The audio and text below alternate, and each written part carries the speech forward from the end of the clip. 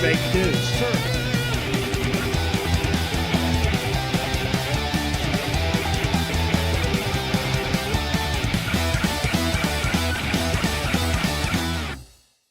Guten Morgen, Brasília, estamos aqui de volta, eu sou Flávio Morgenstern e você não é. Este, para quem não sabe, é o podcast do Senso Incomum. Neste podcast nós estamos certos, se você discorda, você está errado. Este é um podcast feito para salvar o Ocidente, exceto Vila Madalena e adjacências. Você vai ficando mais inteligente enquanto você perde amigos.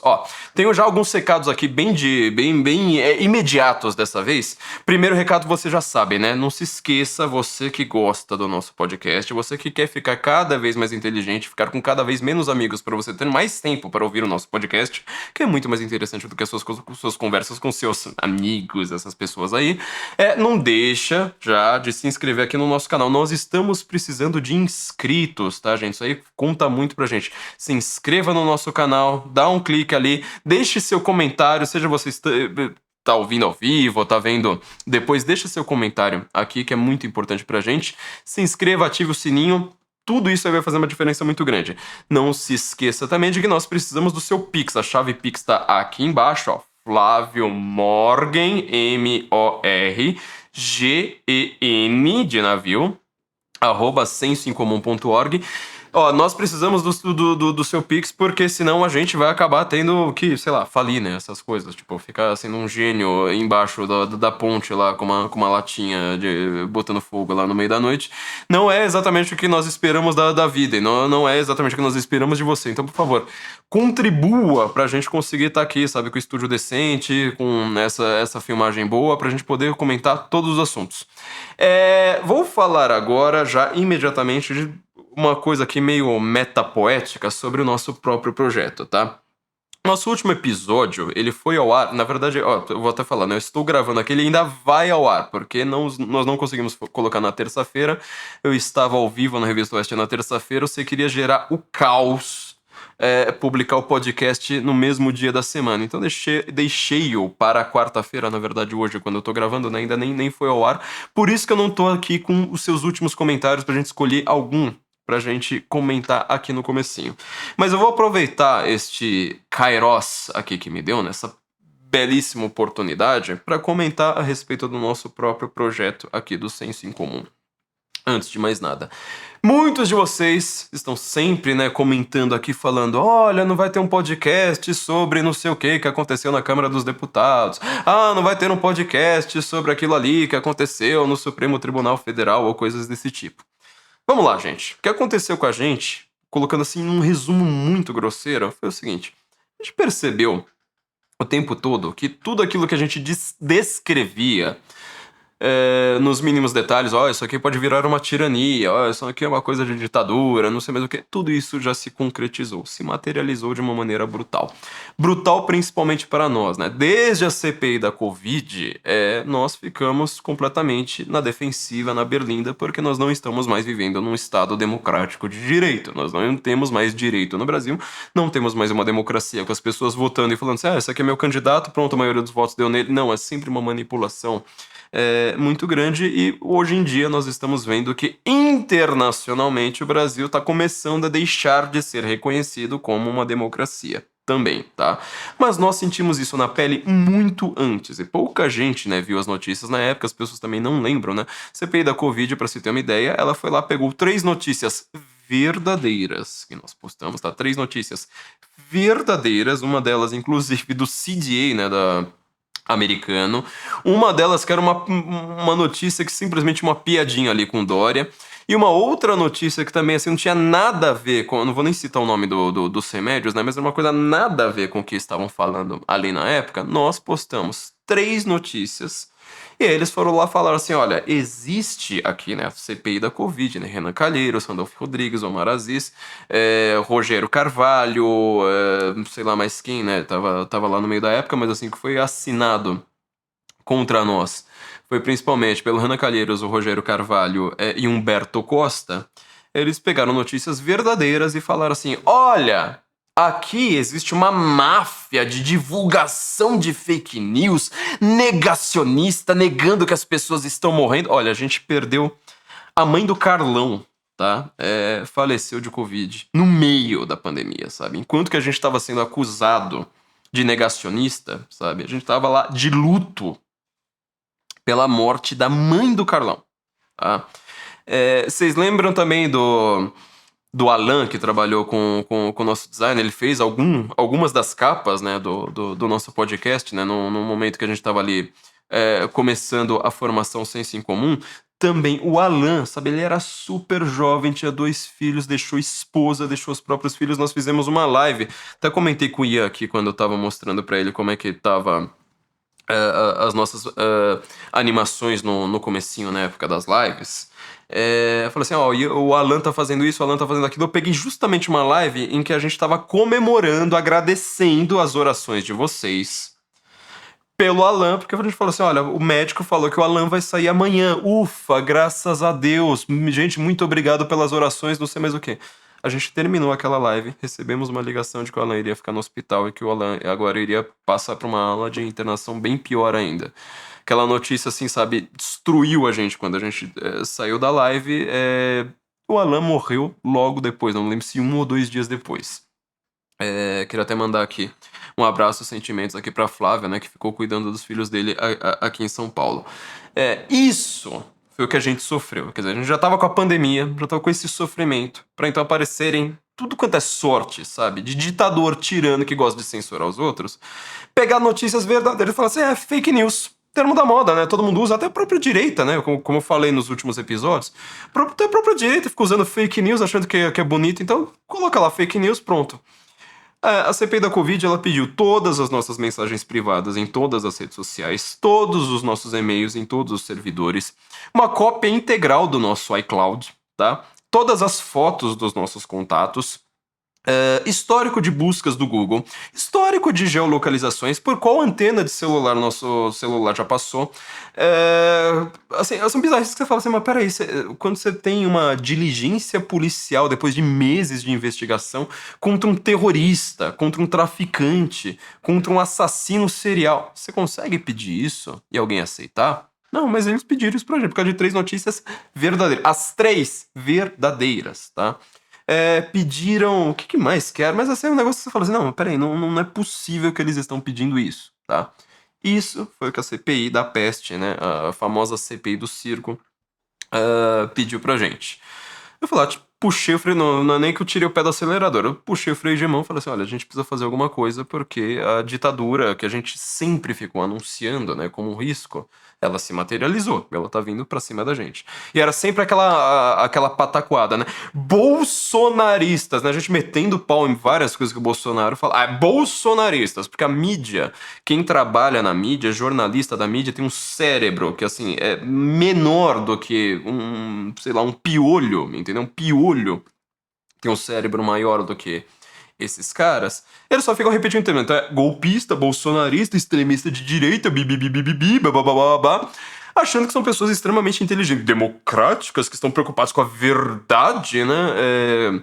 Querendo combater o discurso de ódio nas redes sociais, porque eu sou uma pessoa tão elevada e civilizada, né? A gente sabe como é que são essas pessoas, inclusive os acólitos dessas pessoas. A gente conhece, já teve amigo que foi assim. Quando eu falo a gente, tô incluindo vocês, né? Você certamente que tá aqui me assistindo, você teve amigos que foram assim e tal, e não percebe como essas pessoas estavam favorecendo a ascensão de um totalitarismo brutal, violentíssimo, e que vai ter consequências cada vez piores, tá? Vai ser um pouco aqui do tema do que a gente vai falar hoje. Mas enfim, eu fui lá, puxei o freio de mão e falei assim, olha, quando eu crio o senso em comum, quem conheceu o Senso em Comum sabe a meia dúzia de leitores que nós temos daquela época, nós mal falávamos de política. A gente tava falando de livro, tava falando de ideias, mais ou menos como eu fiz no podcast aqui principalmente nesse retorno, né? Mas quando a gente tava na panela também, nós fizemos muito isso. E quando estávamos fazendo live lá com o Felipe Trielli, com o Carlão, com o Léo Trielli, né? Vou mandar um abraço aqui para todos eles. Nós estávamos constantemente alertando as pessoas para não ficarem falando apenas, única e exclusivamente de política. A gente usava o que acontecia quase ali como um subterfúgio para falarmos de coisas mais elevadas, filosóficas, históricas, literárias, às vezes, né? Como eu fiz muito com o Carlão, diversas vezes. Ora, O que acontece foi, né? Eu puxei o freio de mão.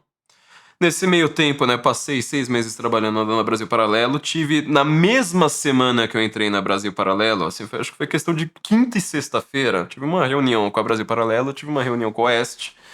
Virei pros dois e falei assim, olha, o negócio é o seguinte, eu vou trabalhar com vocês dois. Quero trabalhar com vocês dois. Vocês se virem com o horário, porque eu não tenho como resolver isso. Vocês me acertem aí, né?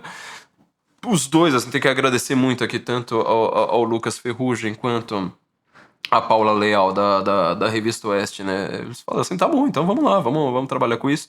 A Oeste me deu essa oportunidade, então transferi tudo que eu tinha para falar sobre política para o Oeste. Lá é um lugar, sabe, que cuida disso, que tem, vamos dizer, né, um escudo um pouquinho melhor do que eu sozinho, eu e, sei lá, o que a gente conseguia receber da formação. Para você ter uma ideia, né? A gente conseguiu um certo dinheiro no último lançamento que nós fizemos da Formação Senso em Comum, né, nossa plataforma de cursos. Tudo isso praticamente, quase integralmente, foi gasto com advogado. Isso foi o que a gente sofreu, sabe? Eu lembro que eu passei 3 semanas, em que tudo que eu lia, eu sou uma pessoa da literatura, tá, gente? Eu não sou uma pessoa da política, meu foco é a literatura. Eu cheguei nessa essa minha obsessão, por exemplo, com a Primeira Guerra Mundial, observando literatura. Eu falava assim, cara, mas existe uma literatura com suas mudanças que fossem, mas uma literatura com uma certa ordem, né? Até o século XIX. O que acontece no século XX que fica tudo tão diferente? E eu comecei a reparar como que esses movimentos, como que a diferença do modernismo nas artes, ela tinha sempre alguma relação com a Primeira Guerra, que era justamente a guerra que a gente não estudava.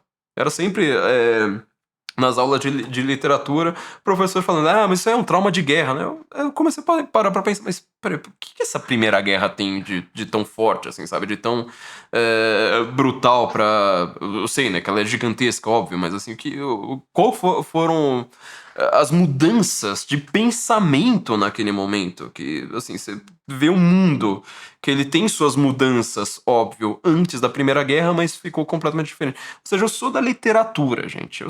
Meu foco ali foi principalmente literatura. Não era um foco em política.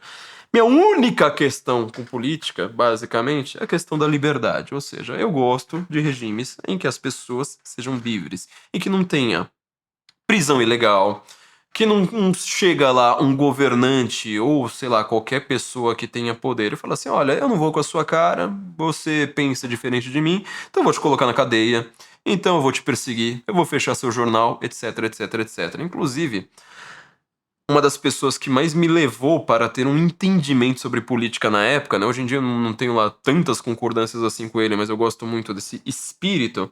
Foi um autor americano chamado H.L. Mencken, né? Inclusive, ele gostava de repartir o cabelo dele igual ao meu, bem pelo meio, assim, apesar dele ter cabelo bonito ou não. Então, até hoje eu tenho meu momento Mencken todo dia na hora que eu vou me pentear. Foi um cara que ele chegou a defender os comunistas, por exemplo. Ele falou assim, mas peraí, tem uma norma do governo, salvo engano, de Nova York. Eu que sou um cara completamente antimarxista, anticomunista, etc. O governo de Nova York tá querendo censurar um jornal comunista. Ele falou assim, mas peraí, enquanto que os caras estão pacíficos lá, não estão botando fogo em ninguém, não estão matando ninguém, então... Deixa os caras, por que você precisa censurar um jornal, entendeu?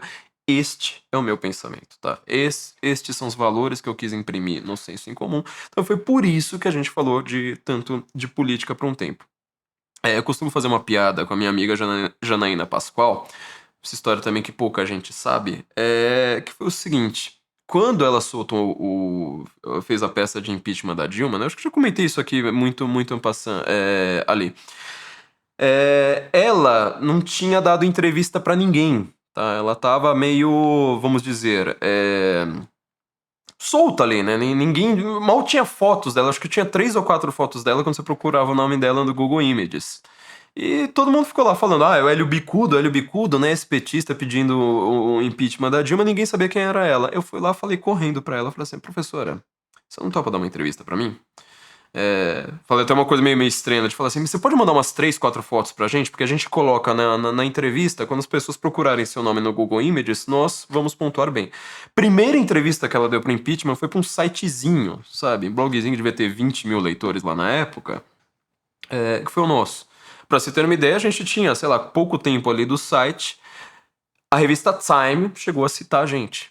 Tanto na entrevista dela quanto na entrevista do Hélio Bicuda, porque nós éramos a fonte, sabe? Foi a primeira fonte. As pessoas começaram a associar, né?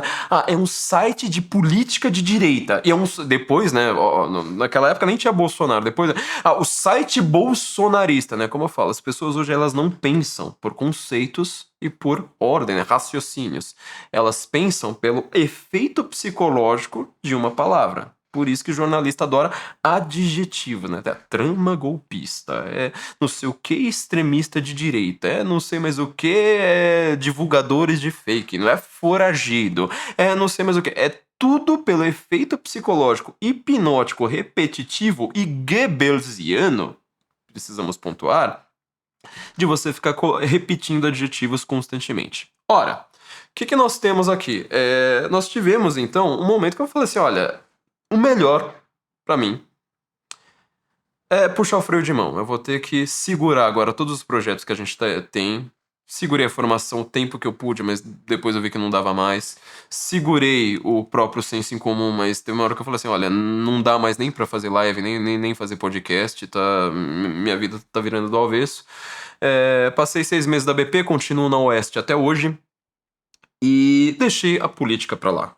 Tá? Deixei a política pra lá, literalmente para a oeste, ou seja, eu falo de política ali. As coisas que vocês querem me perguntar sobre política, eu deixo para o oeste. Lá a gente fala de uma maneira muito mais profissional, não dá pra gente brincar tanto, apesar de que o Estúdio Oeste, no programa que eu apresento quinta-feira lá, ó, às 8h30 da noite, dá pra gente brincar um pouquinho mais, mas não é o foco do Senso em Comum. Ou seja, eu quero voltar a poder falar como eu fiz nesses últimos episódios e como a gente fazia, né, na época lá dos podcasts e das lives. Falei assim, se é pra falar de política, olha, tem uma coisinha aqui acontecendo. Vamos usar isso como uma desculpa para falarmos de livros, de ideias, de filósofos, de historiadores, de romances, entendeu? Este é nosso objetivo. Assim, muita gente não entendi isso. Quando começou a pulular um monte de site, nesses sites de direita, eles estavam comentando, porque o deputado tal, ou não sei mais o que. Podem perguntar pro meu amigo Taiguara Fernandes, eu vou dedurá-lo aqui formalmente, ele vai ficar puto da vida comigo, mas depois ele vai dar muita risada da minha cara. Às vezes quando a gente conversa, né, fala assim, aconteceu uma coisa com um político tal, eu toda hora viro e falo assim, quem é esse? O cara fala assim, cara, mas você é o único jornalista do Brasil que você não decora o nome, a cara de ninguém. Eu falo, cara, eu tenho dificuldade. E eu também não tenho interesse em saber de quem é o político tal que trocou de partido tal, porque ele agora vai pra comissão não sei mais o que, bababá. Meu, dane-se, não é a minha vida, cara. Olha o que eu leio. Eu leio fenomenologia alemã, cara. Desculpa, eu acho que eu tô preocupado com quem vai ser líder do PTB na Câmara, da comissão do... Mas, meu, dane-se, dane-se, dane-se. Às vezes eu vejo esses sites, né? Eu falo assim, cara, mas vocês gastaram um tempo desgraçado com um velho de cabelo branco penteado pra trás, que eu falo, meu, não sei, eu tava brincando com o Daniel aqui na semana passada, né, que eu comecei a ter interesse por fotografia recente, né, por artes, porque eu falo assim, cara, não dá pra você abrir o Instagram, você, sabe, passa assim, o negócio fala assim, 10 velhos de cabelo branco penteado pra trás seguidos. Não, meu filho, você tem uma foto de árvore, essa montanha, sei lá, libélula. Pelo amor de Deus, cara. Senão você fica doido. Você fica doido. Eu comecei a ter interesse por fotografia de volta na minha vida, sabe? Um interesse que eu tinha tido lá na minha adolescência. Eu falei, pelo amor de Deus, cara, eu vou seguir fotógrafo comunista da National Geographic falando de aquecimento global o dia inteiro pra ver urso polar, velho. Não dá. Tô precisando ver um pinguim hoje. Não ficar vendo um velho de cabelo branco penteado pra trás falando das fake news do bolsonarismo. Cara, não é minha vida, tá? Não é minha vida. Meu foco, meu objetivo é completamente outro. Mas esta semana, especificamente, agora depois dessa longa introdução, esta semana especificamente, eu vou falar de uma maneira um pouquinho mais factual, tá? Só um pouquinho.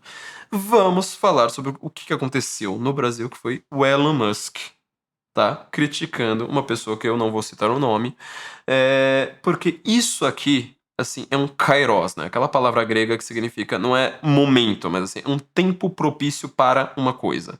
E esse tempo, ele é muito curto. Então, assim, kairos, quando eu precisava explicar essa palavra em grego, eu costumo dizer, ele lembra vou usar de uma maneira assim, mas completamente baixa, sabe? Kairos por exemplo, o momento em que você precisa trocar a marcha do carro. Sabe, assim, que você tá acelerando o carro, ele começa... Você fala assim, não, mas é agora. Se você não trocar a marcha agora, você vai estourar o motor do seu carro simplesmente pisando no acelerador. Aí você fala assim, opa, Kairos pra segunda marcha, Kairos pra terceira, Kairos pra quarta. Isso, é um momento muito rápido e que ele é difícil de precisar. Você não consegue explicar onde começa, onde termina o Kairos racionalmente. Uma coisa meio instintiva, um momento que fala assim, olha, é agora, tem que ser agora, entendeu? Grego é uma língua muito pródiga em ter algumas palavras para esses momentos, né, pouco racionais, que você fala assim, não, isso aqui você sabe que existe. Você faz isso o dia inteiro, mas você nunca consegue explicar. É o Kairos para nós falarmos de alguma coisa muito importante que está acontecendo no Brasil. Se duvidar, é quase tão grande não, né? Tão grande quanto, se não mais, do que foi o próprio impeachment. Então vamos falar hoje, tá? Depois dessa longa introdução, como uma exceção à nossa regra. A gente ainda não reativou o site Senso em Comum no ar. A formação, nossa plataforma de cursos, nós estamos nos últimos preparativos, mas assim, foram 3 semanas, as últimas 3 semanas nem queira saber, né? Teve doença, teve Semana Santa, sabe, foi muito complicado pra mim. Minha voz ainda não está muito boa, né? Não consegui sentar pra analisar tudo isso. Teve todos os problemas que acontecem no Brasil, tudo ali ao mesmo tempo. Mas nós vamos, então, falar sobre o que o Elon Musk está fazendo no Brasil e, principalmente, o que a direita precisa fazer. Não se acostumem com isso, vamos para o nosso primeiro capítulo. Antes de começarmos, então, a gente só quer lembrar mais uma vez uma coisa muito importante para continuarmos com o podcast. Nos dê dinheiro, encha nosso rabo de dinheiro, porque é assim que nós vamos conseguir salvar o acidente. Então vou deixar a nossa querida musiquinha, adorada por nossa plateia, que é cortesia do nosso amigo Felipe Trielli. Lembre-se aí. Encha o nosso rabo de dinheiro e salve o Ocidente. Encha o nosso rabo de dinheiro e salve o Ocidente. Se você quer perder amigos e ser mais inteligente, encha o nosso rabo de dinheiro e salve o Ocidente. Encha o nosso rabo de dinheiro e salve o Ocidente. Encha o nosso rabo de dinheiro e salve o Ocidente. Se você quer perder amigos e ser mais inteligente, encha o nosso rabo de dinheiro e salve o Ocidente. Encha o nosso rabo de dinheiro e salve o Ocidente. Encha o nosso rabo de dinheiro e salve o Ocidente. Você quer ficar bonito, garboso e eloquente, estar sempre correto, indubitavelmente, contar boas piadas esporadicamente, fazer aquele crush te amar perdidamente. Enche o nosso rabo de dinheiro e salve o Ocidente. É isso aí, minha gente. Só assim nós vamos conseguir salvar o Ocidente, exceto, é claro, Vila Madalena e adjacências. Vamos lá, gente. O que eu quero explicar sobre esse Kairos, né? Por que a gente tem como oportunidade de ouro que nós precisamos aproveitá-la com muita urgência? É o seguinte, pela primeira vez, tá? Desde que toda essa situação no Brasil começou, nós temos uma pessoa de fora, tá? E uma pessoa com recursos o suficiente para olhar para o Brasil e falar assim, olha, está acontecendo isso, tá? Parece ser uma coisa muito simples, mas não é. A gente está há anos, tô falando assim, pessoas que trabalham com isso de alguma forma, dentro da revista Oeste, entendeu? Entre pessoas que têm contatos com embaixadas, com não sei mais o que. É muito comum você ter conversas. Olha, acabei de conversar com uma pessoa muito importante lá fora, e ela fala assim, gente, é isso que tá acontecendo com o Brasil? Meu Deus, eu tô completamente assustado. Sai uma notinha ou outra ali, sabe? Às vezes gera sei lá, um pequeno ruído ali pela manhã nas redes sociais e o resto do dia continua tudo igual. Foi a primeira vez, então, que essa situação do Brasil, ela está sendo reconhecida, ela está sendo observada e ela está sendo principalmente, é o ponto no qual eu quero chegar, descrita, tá? Ou seja, tudo aquilo que acontece no Brasil em nome da democracia, em nome da normalidade, em nome de combater os extremismos, tá? Começou a ser descrito. E a gente tem alguns problemas aqui que eu acho que dá pra gente começar a aprofundar. Então, eu vou fazer um episódio bem mais curto dessa vez, até porque a gente tá numa situação ditatorial. Então, é perigoso falar, a gente sabe disso, é perigoso comentar qualquer coisa hoje, né? Você defender, de fato, liberdades no Brasil é extremismo de direita, tá? A gente sabe disso. A mídia te destrói, os algoritmos das redes sociais te destroem, é bem o ponto que a gente quer começar aqui. Mas agora a gente pode tentar aprofundar. Eu quero fazer uma rápida contribuição aqui para esse debate. Ora, primeira coisa que nós temos aqui. Tudo isso começa, a gente já sabe, né? Inquérito das fake news lá, aquela papagaiada toda. A gente escreveu organizada pela doutora Cláudia Piovesan, uma trilogia de livros com artigos de diversos autores. Eu tenho a felicidade de ter um artigo meu em cada um desses livros.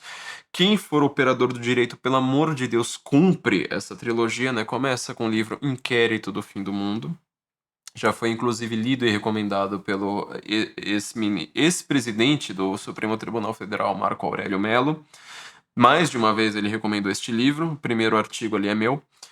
Foi pro livro Sereis como Deuses e terminou com o livro Suprema Desordem. Nesse livro Suprema Desordem, o meu artigo ele conta em detalhes, né, com a documentação ali, exatamente essa história que eu comentei, que eu expliquei no comecinho desse podcast, né, o que foi a CPI da peste, como são, né, as tais das quebras de sigilo, das buscas e apreensões, como que eles fazem isso, né, porque, só para você ter uma ideia, no processo que caiu para nós, né? Ou seja, não é que eles pediram uma quebra de sigilo do senso em comum, eles pediram do senso em comum da Brasil Paralelo, da Conexão Política, sei lá, eram vários sites, aí pediram do Flávio Gordon no meio, pediram, sabe, de diversas pessoas, do Felipe Martins também, ele acabou caindo no meio dessa pataquada, foi de todo mundo junto. E o que eles fizeram? Pediram da Jovem Pan, tá? Uma empresa que ela foi fundada na década de 40, tem 90 anos.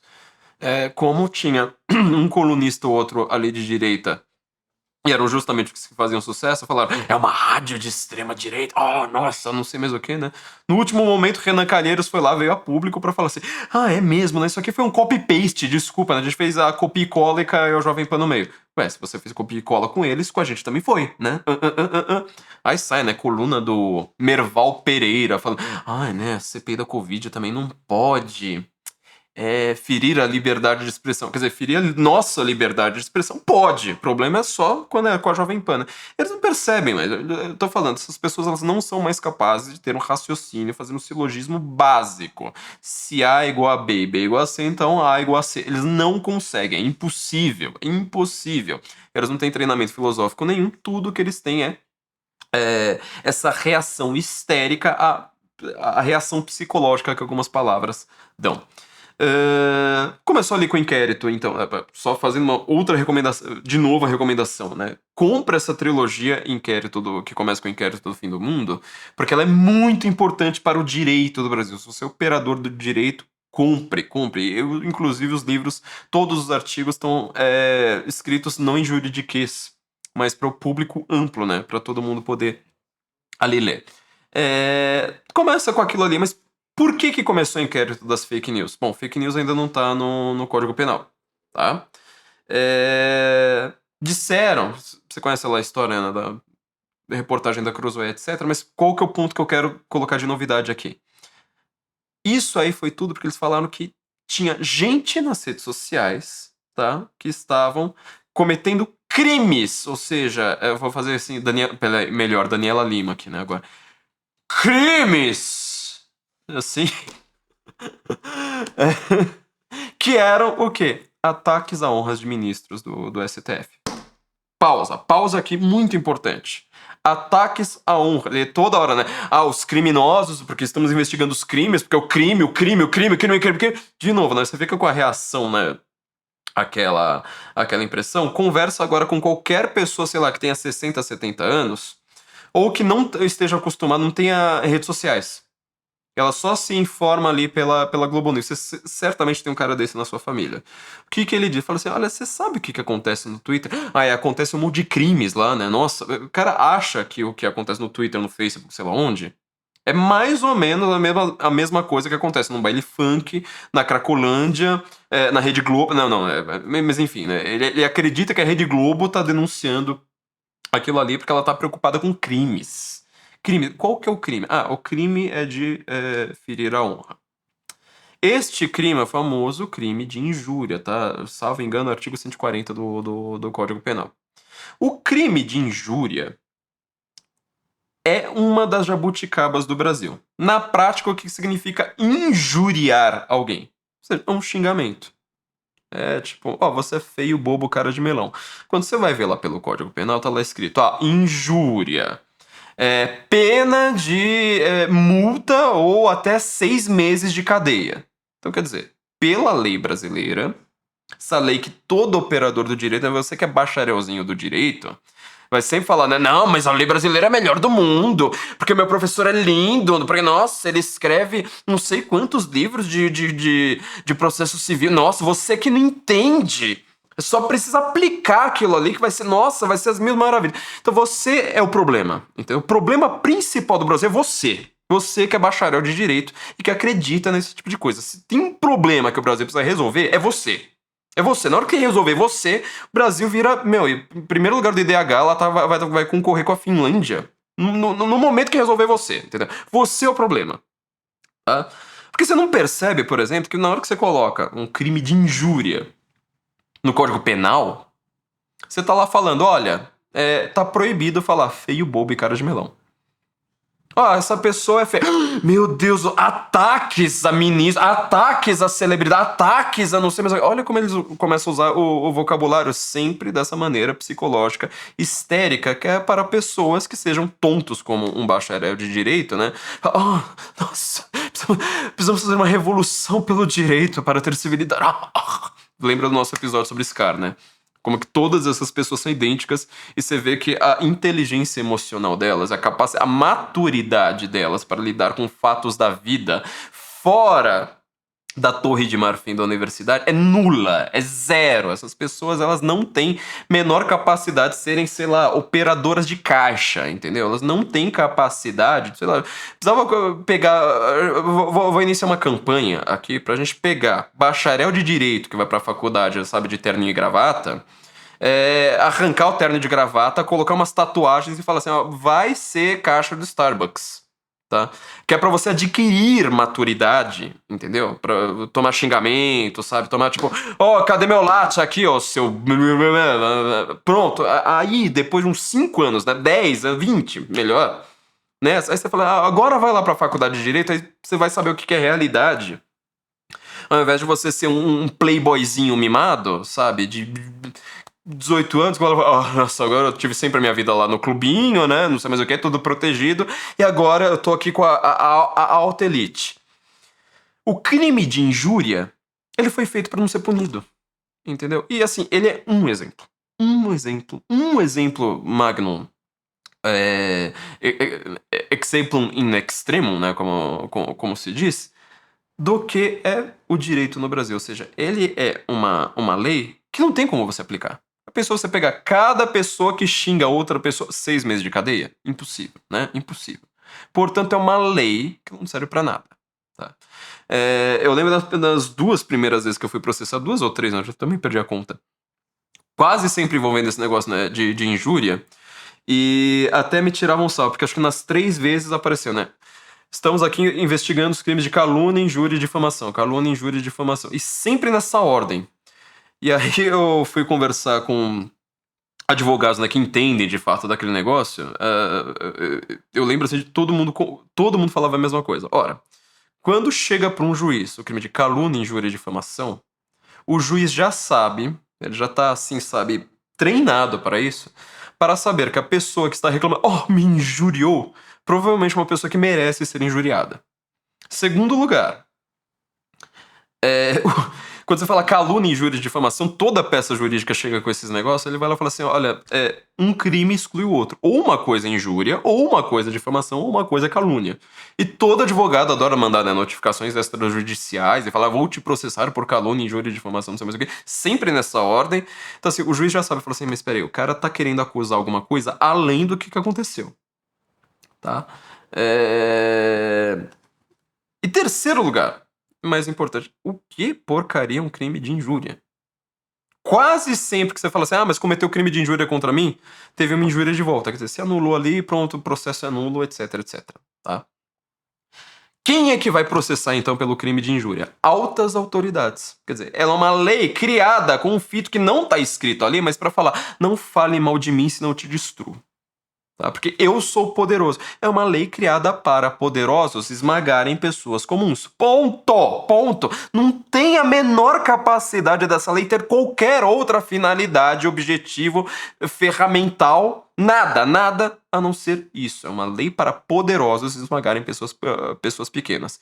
Só que isso é uma jabuticaba. O operador de direito no Brasil, ele acha que é o normal da vida. Ah, não, olha, não, uma lei aqui para as pessoas serem civilizadas, né? O Brasil realmente vai mudar muito, né, com artigo de injúria no Código Penal.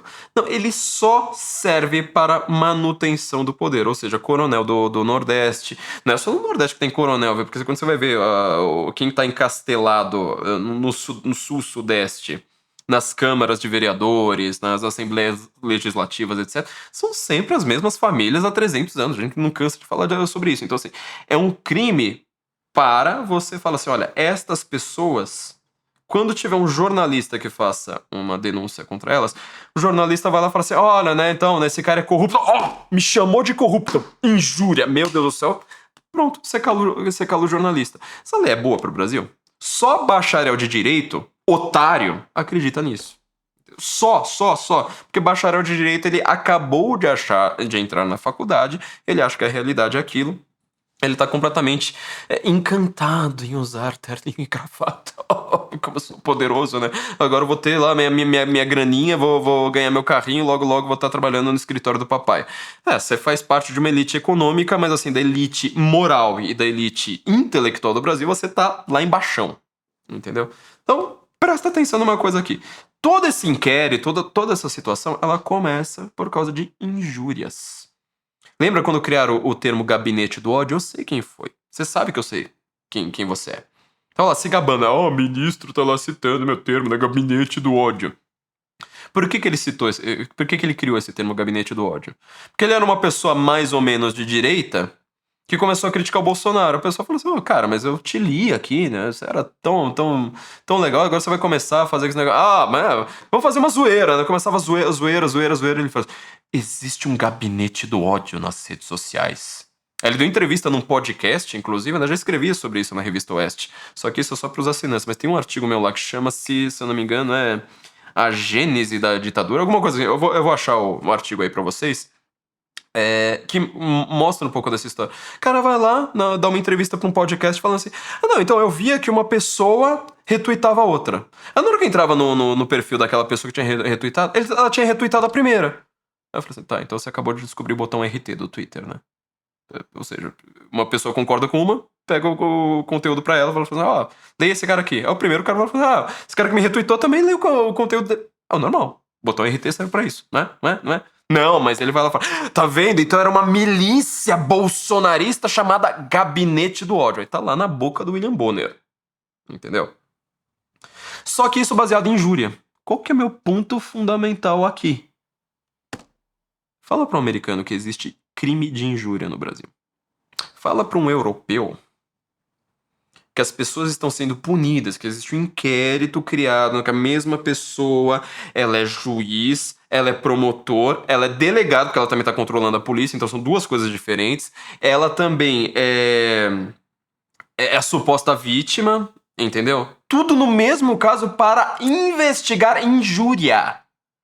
Que você tá chamando o blogueiro bolsonarista Alan dos Santos de foragido por causa de injúrias. Peraí, a base da tal da democracia, quando vocês querem... Eu vivo dizendo, vocês usam esse termo completamente errado. Tá completamente errado o que vocês estão falando. Mas vocês não estão dizendo assim, a vantagem da democracia é que ela tem liberdade política. O que é liberdade política? É falar mal do político! É falar mal do burocrata! Que outra liberdade? A liberdade de obedecer? A liberdade de obedecer tem na Alemanha nazista, tem na União Soviética, tem na ditadura militar, tem no Pinochet, tem... Escolhe, otário. O que você tá defendendo tá em qualquer ditadura. A grande tal da vantagem seria falar assim, eu posso falar, este político é corrupto, este político é ladrão.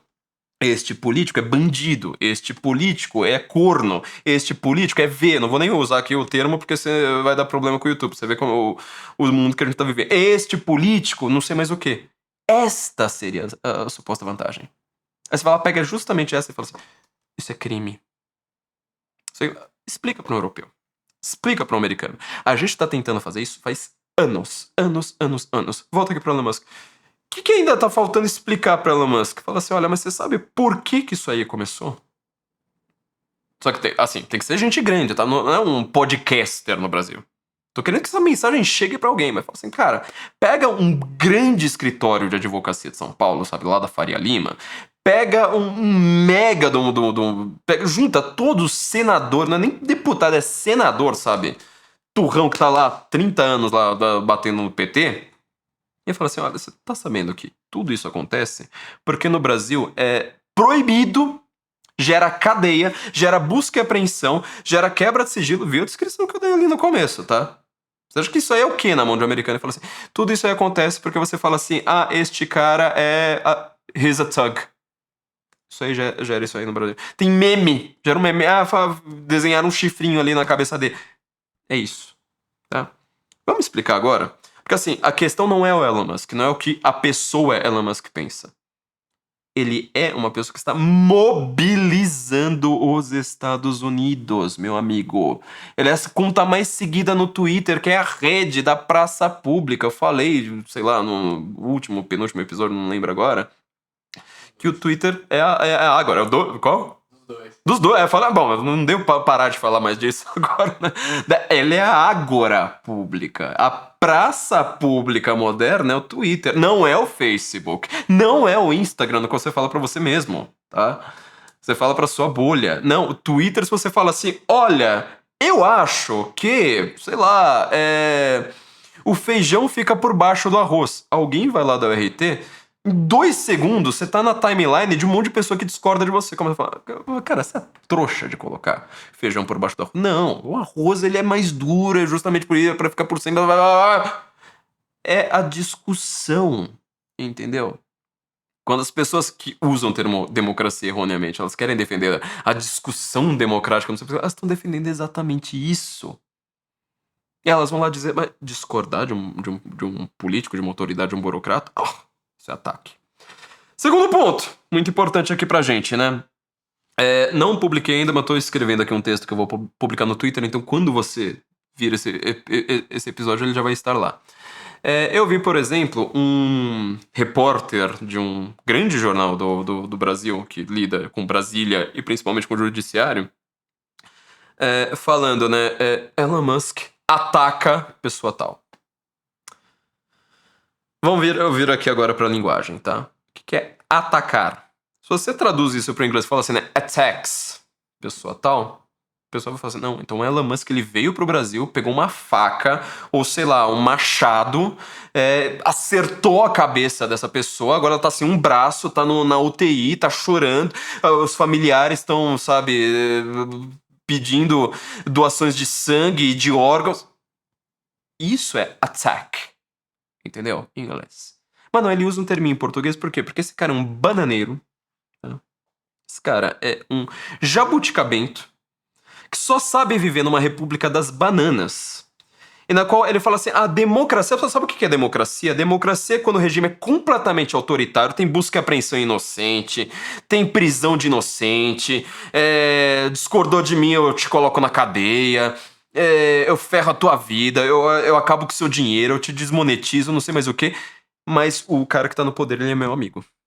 Ele é da minha ideologia, então assim, eu consigo acabar com você. Isso é democracia, é isso que esse cara está pensando. Tá? Então ele tá usando o termo attack, quer dizer, ele fala em português, né? Ataque. Eu tô falando assim, então traduz isso. Porque eu vi que vai ter um poderoso aí que ele tá indo lá pros Estados Unidos, se você tiver esse podcast aí no ar, talvez ele já tenha ido, falando que ele vai denunciar os ataques do Elon Musk. O que ele vai fazer? Ele vai traduzir pra attack. E aí os americanos vão falar assim, nossa, né, o Musk deve estar lá, tipo, com lança-chamas no meio da rua, sabe? Ele deve estar batendo as pessoas aleatoriamente, cuspindo, no mínimo. Porque attack em inglês deve ser, eu não sei, ele deve estar, sei lá, com um soco inglês, socando todo mundo que ele vê pela frente. Isso é um attack. Entendeu? Só que o que essas pessoas são? Elas são o que o professor Olavo de Carvalho falava de pensamento metonímico.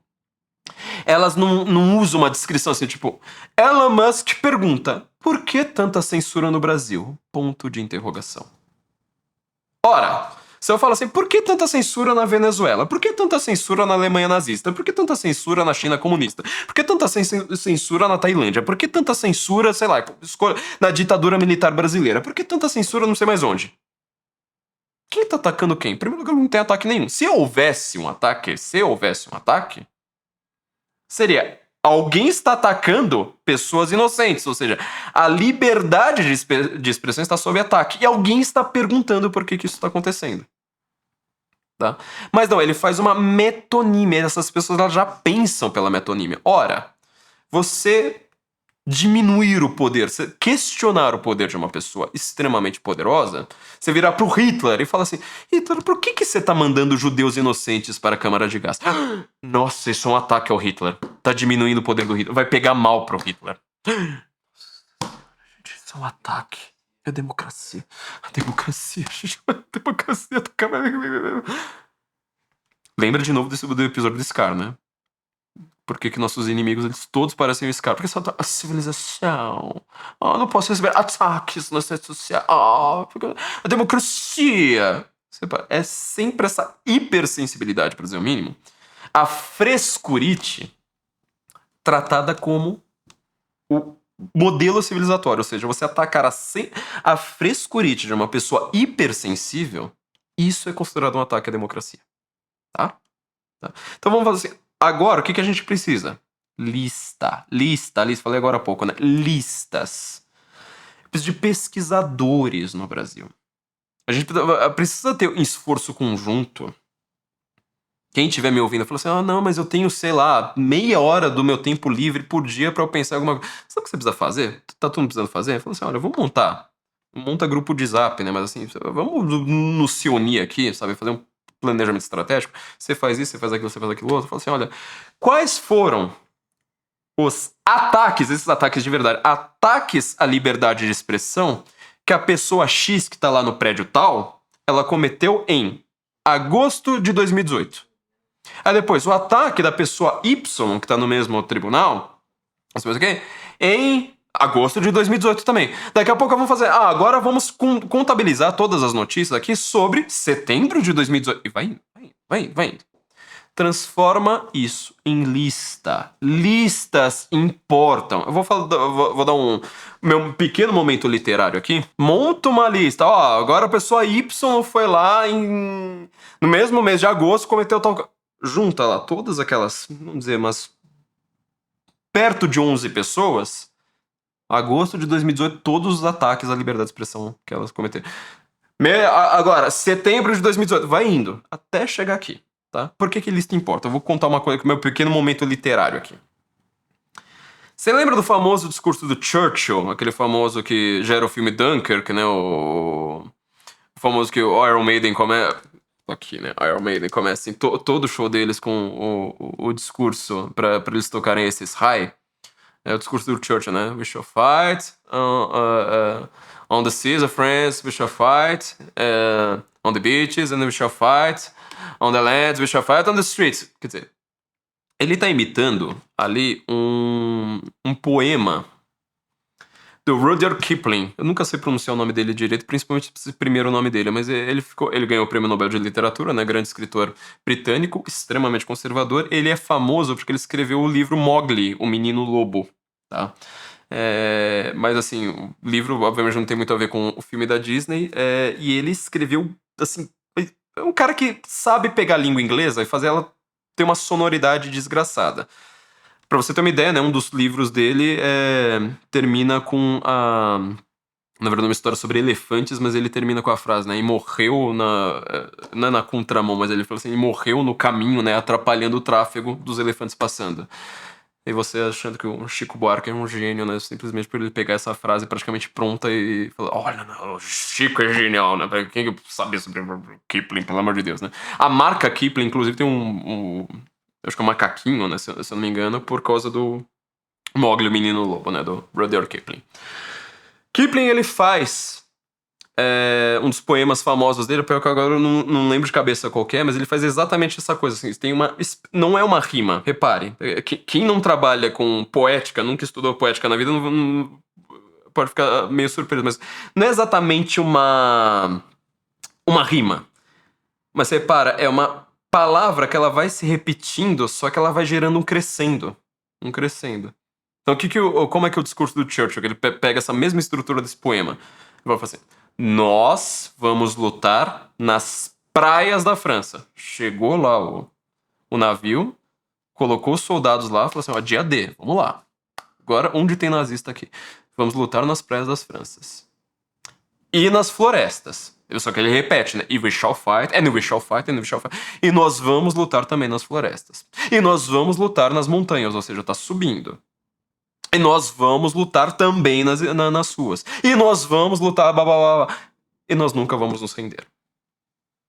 Cara, esse discurso, ele tem uma ciência da criação de discurso muito forte. Político não é poeta, ele não trabalha com rimas. Ele não trabalha com a estrutura, né, da prosódia do verso toda marcadinha. Ele não precisa disso, não é correto, inclusive. Mas ele trabalha com uma espécie de... como se fosse assim, uma repetição, que ela não é só uma repetição, ela é um crescendo, ela tá aumentando. Marca, tá indo pra frente. Entendeu? Agora, você imagina o seguinte: vamos juntar toda essa lista de crimes ocorridos no Brasil? Fala assim, ó. Começou o crime aqui. A pessoa tal cometeu o crime. A pessoa tal cometeu um outro crime. A pessoa tal cometeu um outro crime. Cometeu um outro crime. E um outro crime. Um outro crime. Um outro crime. Lembra que eu falei sobre influência? Olha que não tem no nosso último episódio. Né? Não tem nada, penúltimo agora, né? Parece que não tem nada a ver. Mas o que eu falei, o influencer, ele trabalha com o algoritmo da rede social. Por ele trabalhar algoritmo, e a rede social, né? Lembra que eu falei, você abre o Instagram e o Twitter, os dois têm essa sacanagem. Na hora que você abre, ele mostra uma postagem e joga ela pra baixo. Por quê? Que é pra você falar assim, peraí, tem mais informação aqui. Então eu preciso ficar lá vendo o feed o tempo todo, tendo aquela sensação de perda. Que é pra você ficar na rede social. Rede social, ela não gera discurso. A rede social é presente e constante. É só presente. O que um discurso faz? Ele trabalha com o tempo. O tempo. Então você fala assim, olha, aconteceu tal coisa aqui, depois aconteceu aqui, depois aconteceu ali, depois aconteceu... Entrega isso agora pra cada americano que tá vendo você. Tá? Chega agora, vamos montar a lista dos crimes que estão acontecendo no Brasil, e começar a entregar e falar assim, não, mas peraí, o Elon Musk, ele foi lá, velho. O Elon Musk não vai ver um tweet meu. Só que sabe aquele outro cara que ele foi lá dar um RT, um outro jornalista que ele tá lá de ouro, o outro babababá, marca os caras, velho, dá um RT lá nele, e falou assim, ó, então a lista do crime é assim, ó, começa aqui, vai pra lá, vai pra lá, vai pra lá, vai pra lá, vai pra lá. Inclusive, se você quiser um dossiê completo, ó, eu tenho aqui um doc aqui. Só me mandar um e-mail codificado, usa ProtonMail, né, não vai usar Gmail, usa o ProtonMail ali, opa, beleza. Isso faz diferença, tá? Agora eu quero chegar só num terceiro ponto. Eu falei, esse episódio vai ser muito rápido, porque assim, tem muita coisa que eu não posso falar. Eu vou citar aqui uma diferença brutal que o Elon Musk conseguiu fazer, que assim, eu achei curioso, nem o Trump conseguiu fazer. Curioso, na verdade, assim, asterisco marca... asterisco nota de rodapé, muito importante aqui.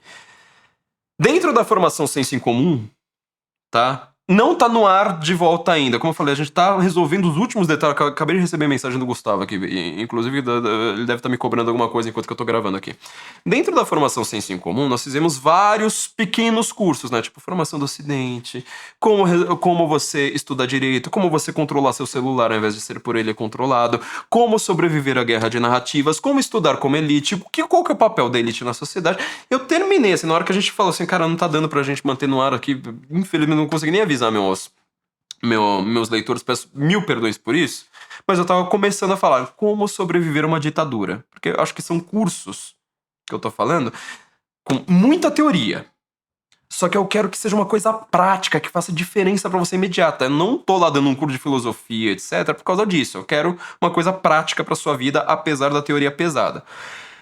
E essa parte que eu comecei a falar sobre como sobreviver a uma ditadura, ela estava muito ligada a algumas questões de discurso que eu estava dando concomitantemente ou então antes ali na formação. Ela vai voltar ao ar, tá? Separa um dinheiro na sua carteira para isso. Eu deveria estar com ela no ar agora, tá? Para você já conseguir falar assim, ah, nossa, eu gostei do que o Flávio falou, né? Igual os caras fazem em lançamento de produto e já apagar agora. Eu não consigo fazer isso, tá, gente? A gente tá como uma empresa de um homem só faz muito tempo.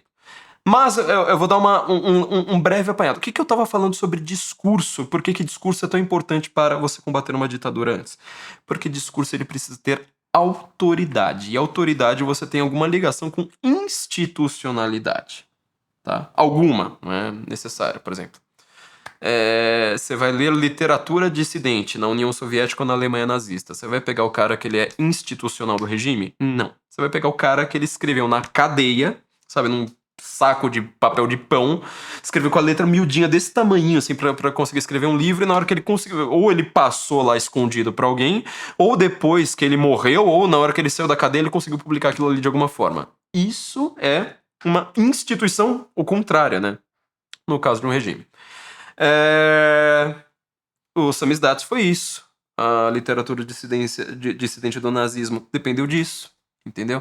Dependeu do que? De blogueiro, era o equivalente na época ao blogueiro antissistema que estava criticando a democracia soviética, a democracia nazista. Era isso, entendeu? Só que isso não é um elogio aos nossos blogueiros, eu não tô elogiando aqui, porque eu acho que tá faltando autoridade e institucionalidade para nós. O que eu quero dizer com isso? Autoridade, eu tenho aulas e aulas lá dentro da formação sobre isso, só que a autoridade, ela precisa ser automaticamente reconhecível, principalmente para quem não te conhece, tá?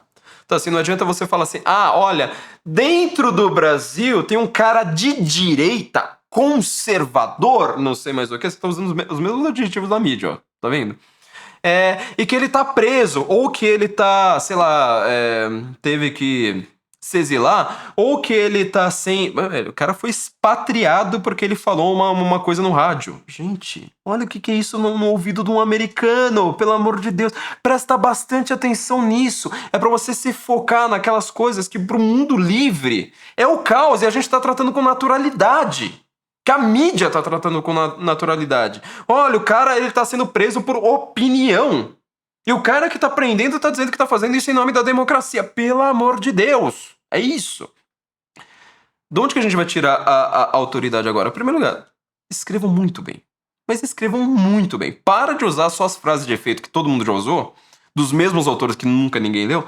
Assim, cara, pega um livro decente pra ler e fala assim, olha, eu tô lendo um livro aqui sobre, sei lá, literatura dissidente no lugar tal, e tô vendo que o Brasil tá acontecendo uma coisa parecida. Olha o paralelo aqui, aconteceu isso aqui naquele lugar. Pega um livro da Alemanha nazista, pega um livro, sei lá, de qualquer, da Primavera de Praga, sei lá, de qualquer país que tenha repressão brutal. Fala, Brasil tá acontecendo a mesma coisa. Qual que é o problema? Eu citei muito o livro do Janet Sharp, tá? Esses dois livros aqui, principalmente o da Ditadura da Democracia, mas também como a luta não violenta funciona, tá? Esse aqui eu fiz com muito mais críticas. Janet Sharp, né, ele morreu em 2018, ele tava muito ligado, ele foi um teórico, mas como cientista político, mas ele estava muito ligado aqui da ditadura à democracia e como a luta não violenta funciona. Vou deixar o link para vocês lerem, tá? Ele estava muito ligado a falar assim, olha, tem muitas ditaduras pelo mundo e ele quer transformar em democracia. Já falo que eu tenho problemas com esse termo, né? Que ele é usado de uma maneira completamente errada dentro da ciência política, do que é de fato democracia. Mas ele tá lá, qual que é o grande problema de você usar esse livro? Você vai tentar pegar e falar assim, ah, nossa, então tem aqui um manualzinho, né, pro Brasil voltar a ser uma democracia. Tem um problema fundamental. Tudo o que ele escreveu na vida, todos esses dois livros dele, ele tá presumindo que você esteja em uma ditadura, é que o ponto fundamental, por isso que eu acho que o Kairos aqui é tão importante. O ponto dele é falar assim, ó, você está vivendo sob um país reconhecido como uma ditadura. E que o ditador do país, ele fala assim, sou ditador mesmo e não ligo pra democracia. Sou assim mesmo. Então assim, ele tá presumindo que você é um iraquiano sob Saddam Hussein, que você é um judeu sob a Alemanha nazista, que você sei lá, sabe, anos de chumbo da ditadura militar do Brasil, que ele cita en passant também. Isso é um problema muito grande para nós. Porque tudo que está sendo feito no Brasil está sendo feito em nome da democracia. Agora tem censura prévia de documentários que ainda não foram finalizados em nome da democracia. Ó, isso é um ponto pra você colocar lá na lista, tá? Agora tá tendo censura nas redes sociais em nome da democracia. Tá tendo desmonetização a partir de um tribunal eleitoral que não existe em lugar nenhum do mundo, tá? Pelo menos nenhum lugar sério. A partir de um tribunal eleitoral que não tem nenhum poder de polícia em nome da democracia. Agora está tendo busca e apreensão na casa de empresários porque eles mandaram um emoji no Zap, num grupo de Zap falando assim, esses daí, ó, só, etc, etc. Um emoji gera busca e apreensão. Descreva o que é busca e apreensão. Pesquise sobre, converse com policial, com delegado, entendeu? Escreva isso em inglês. Não é pra chegar no Elon Musk? Não precisa, meu amigo. Tem o olho do mundo tá no Brasil. Isso é uma coisa assim que só acontece aqui numa república bananeira, sabe? A nossa preocupação antes era tipo, será que o Brasil vai virar Venezuela? Eu tenho falado constantemente, o Brasil já virou. A gente não virou economicamente. Mas no resto, qual que é a diferença da repressão política de um lugar de outro? Se duvidar, o Twitter na Venezuela tem menos restrição do que aqui. Aqui você tem...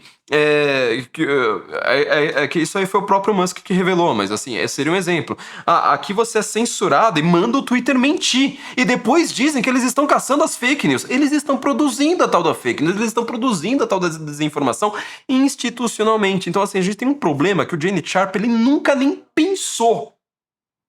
Porque ele é um desses caras que ele, infelizmente, tem esse viso, né? De falar assim, democracia significa liberdade e a nuvem rosa dos ursinhos carinhosos, e toda ditadura se reconhece como tal.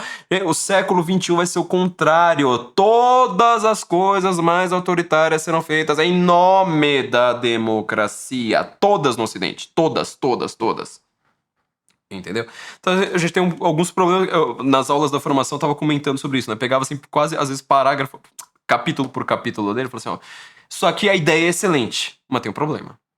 Como que você vai explicar, por exemplo, né? Falou assim, olha, o Bolsonaro era o presidente e a gente estava numa ditadura porque era do judiciário. Não dá. A americana sempre tinha um problema enorme.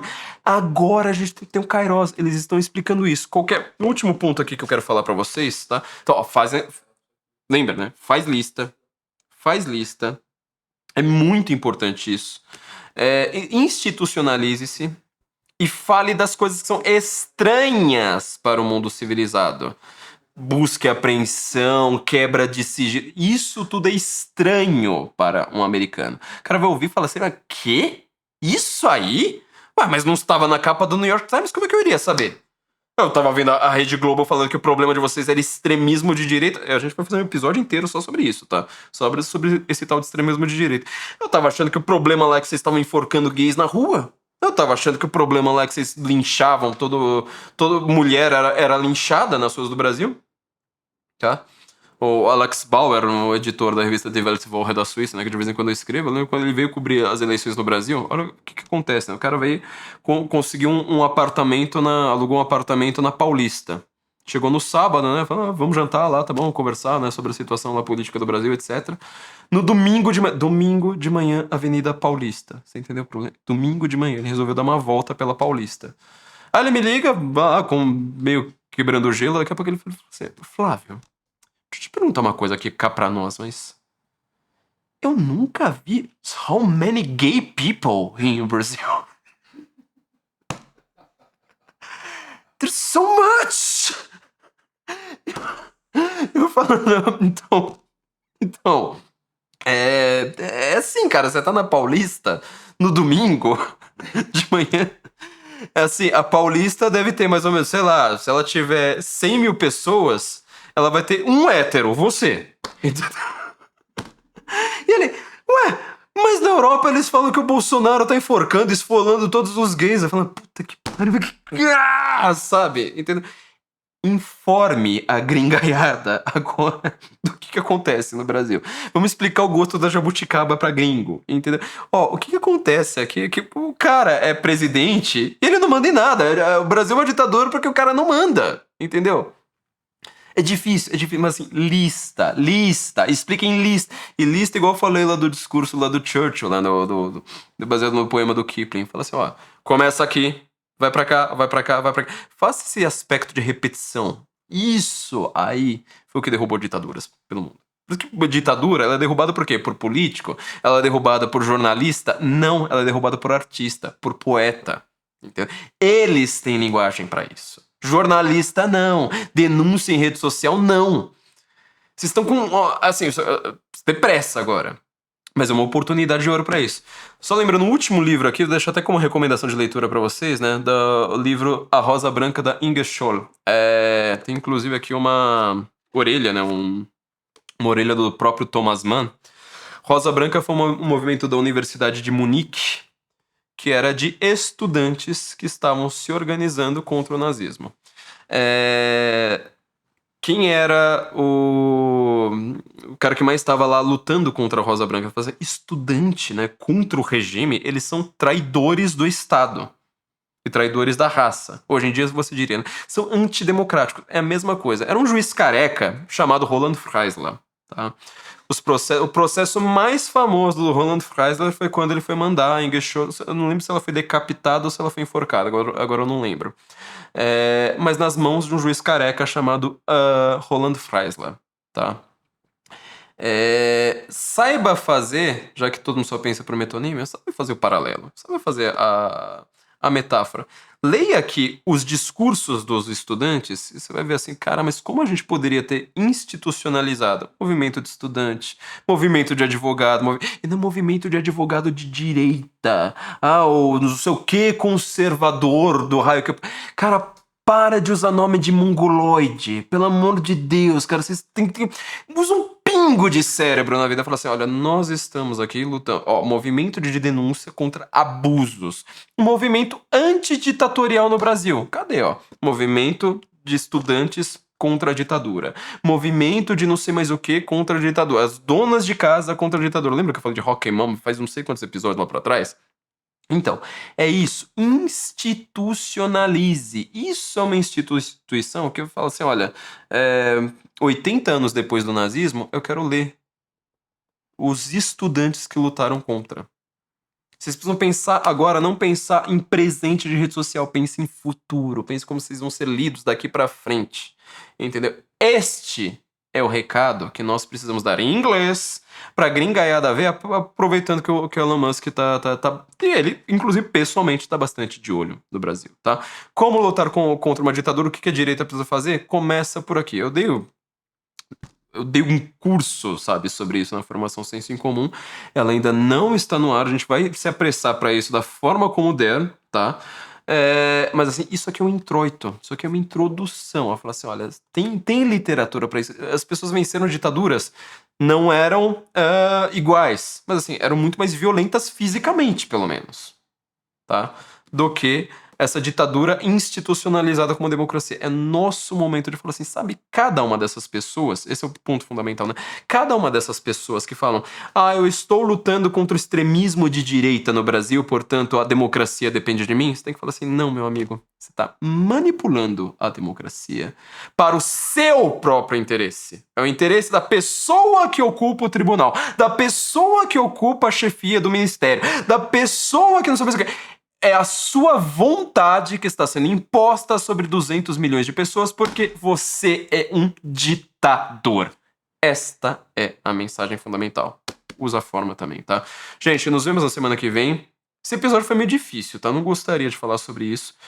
Guten Morgen, ele vai se focar, e o Senso em Comum, quando a gente voltar com o site, eles vão se focar, né? Tanto como podcast como site, vão se focar em questões culturais, em questões mais amplas, em questões históricas, não sei mais o que. É o que eu gosto de fazer.